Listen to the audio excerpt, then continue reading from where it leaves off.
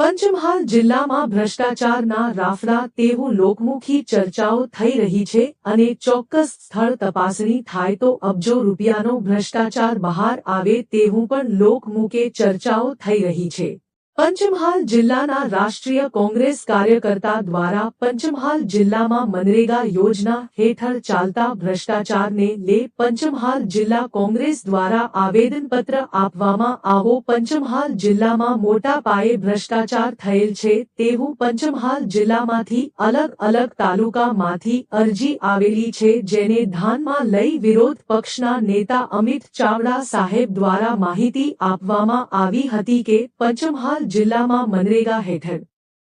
ચાલતો ભ્રષ્ટાચાર રોકવામાં આવે અને ભ્રષ્ટાચારીઓને જેલ ભેગા કરવામાં આવે તેવું વિરોધ પક્ષના નેતા દ્વારા માર્ગદર્શન આપવામાં આવ્યા હતા, જેને લઈ આજરોજ પંચમહાલ જિલ્લાના કલેક્ટરશ્રીને આવેદનપત્ર આપવામાં આવ્યું અને પંચમહાલ જિલ્લાના તમામ તાલુકામાં ચાલતા ભ્રષ્ટાચારીઓને જિલ્લા પંચાયતની ટીમ દ્વારા તપાસ કરી બધા અધિકારીઓને જેલ ભેગા થાય તેવું લોકોમાં સર્જાઓ થઈ રહી છે અને દાહોદ જિલ્લામાં જે ભ્રષ્ટાચાર બહાર આવ્યું છે તે રીતના પંચમહાલ જિલ્લામાં દરેક તાલુકામાં હરેક ગામમાં તપાસ કરવામાં આવે તો બહુ મોટું ભ્રષ્ટાચાર બહાર આવે તેવું લાગી રહ્યું છે। પત્રકાર નટુભાઈ પગી, પંચમહાલ શહેરા।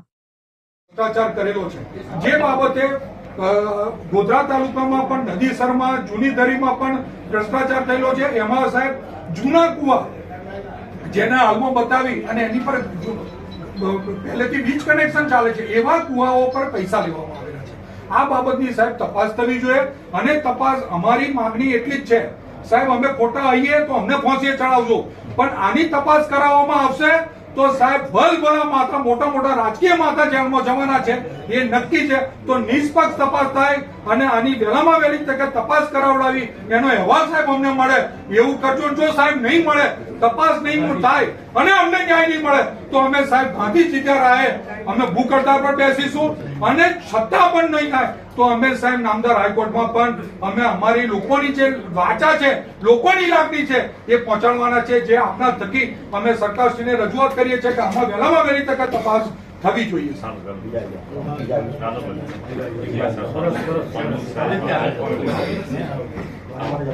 અને આ આવેદન પત્ર જોડે સાહેબ જે તાલુકાની અરજી છે બધી જોઈન્ટ કરેલી છે એ પ્રમાણે સાહેબ તપાસ થવા અમારી વિનંતી છે।